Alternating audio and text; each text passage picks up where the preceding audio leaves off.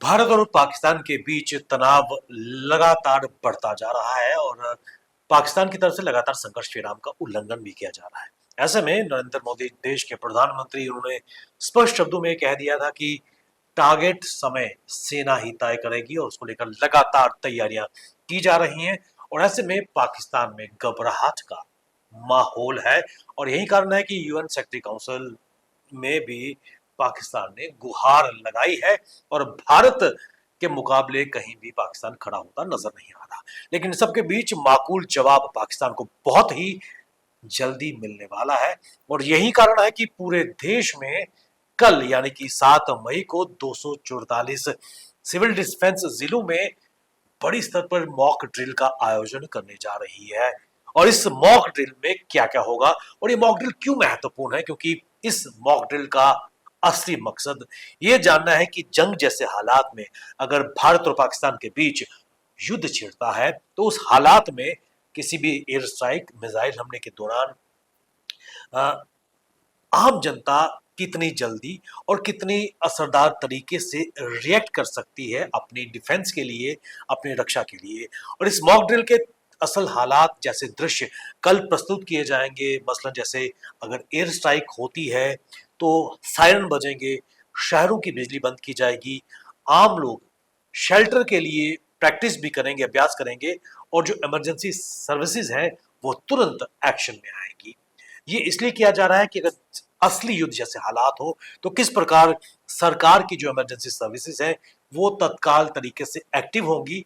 आम जनता क्योंकि इस तरह के हालात से वाकिफ नहीं है, उनको इस तरह के हालात से वाकिफ बनाने के लिए कि रियल टाइम अगर सिचुएशन आती है तो किस तरह आम जनता रिएक्ट करेगी। और इस अभ्यास का असली मकसद ये है कि अफरा तफरी से बचा जाए, घबराहट को कम करना और जाने बचाना इस मॉक ड्रिल का असली मकसद है। और आपको बताते चले कि ये मॉक ड्रिल जो एक मैसिव स्केल पर कल होने जा रही है सिविल डिफेंस की तरफ से, और इसमें कई और एजेंसीज भी शामिल हैं और ये कोल्ड वॉर की याद दिलाती है। और ये जब कोल्ड वॉर चल रहा था, विश्व दो हिस्सों में डिवाइडेड था, तब इस तरह की ड्रिल्स जब होती थी उस तरह की याद दिलाती है। लेकिन मौजूदा ग्लोबल सिनारियो की अगर बात करें तो उसने इस मॉक ड्रिल को एक बार फिर अहम बना दिया है और इसमें राष्ट्रीय स्तर की रिहर्सल के लिए गृह मंत्रालय ने 2 मई 2025 को सभी राज्यों और केंद्र शासित प्रदेशों को निर्देश दिए थे।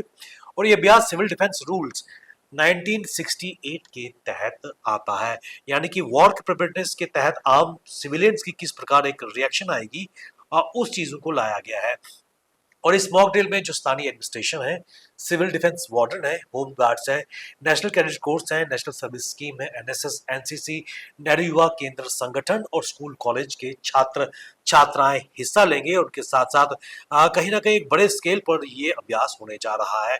और ये इस तरह का संकेत देती है कि राष्ट्रीय सुरक्षा सिर्फ हमारे देश के सैनिकों की जिम्मेवारी नहीं है, लेकिन आम लोग भी को ये पता होना चाहिए कि अगर आपातकाल या फिर युद्ध छिड़ जाता है तो उन्हें क्या करना है, कब करना है और कैसे अपना संयम बनाए रखना है। और पूरे देश को एक मजबूती बढ़ जाती है और केवल हमले के बाद ही प्रतिक्रिया नहीं बल्कि हमले से पहले भी जागरूकता एक बहुत ही इंपॉर्टेंट रोल प्ले करती है। और ऐसे कल की अगर बात करें तो 244 जिले हैं जहां पर ये मॉक ड्रिल की जाएगी और बहुत ही सेंसिटिव और संवेदनशील इलाकों, ऑफिस में सायरन का परीक्षण भी किया जाएगा ताकि आम लोग अगर वास्तविक हमला होता है तो किस प्रकार वो अवेयर हो सके।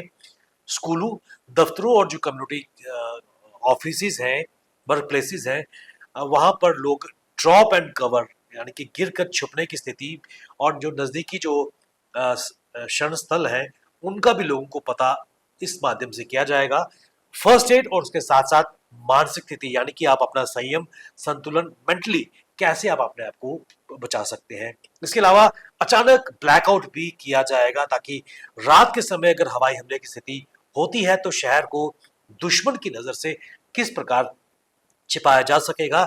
ये तकनीक आखिरी बार 1971 में बांग्लादेश मुक्ति युद्ध के समय इस्तेमाल किया गया था। लेकिन जम्मू कश्मीर की अगर बात करें तो जम्मू कश्मीर में जो पुरानी जनरेशन है वो ब्लैकआउट और इस तरह के युद्ध के सायरन से बेहद भली भांति परिचित हैं, क्योंकि भारत पाक के बीच जो युद्ध हुआ था तो अक्सर खासकर सीमा पर जो लोग रहते हैं उनको पता है कि ब्लैकआउट क्या होता है, और खासकर जो ड्रिल्स होती हैं, क्योंकि इस वक्त अब लोगों ने जो सीमावर्ती क्षेत्र है वहां पर बंकर्स को भी साफ कर दिया है।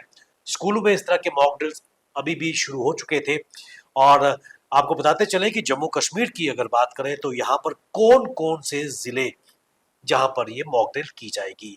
जम्मू कश्मीर का अनंतनाग, बड़गाम, बारामूला, डोडा, जम्मू, कारगिल, कठुआ, कुपवारा, लेह, पुंछ, राजौरी, श्रीनगर, उधमपुर, सांबा, अखनूर, उड़ी, नौशहरा, सुंदरबनी और अवंतीपुर, ये जम्मू कश्मीर के जिले हैं, जिसमें जम्मू कश्मीर और लद्दाख का कारगिल भी इसमें और लेह भी इसमें शामिल है।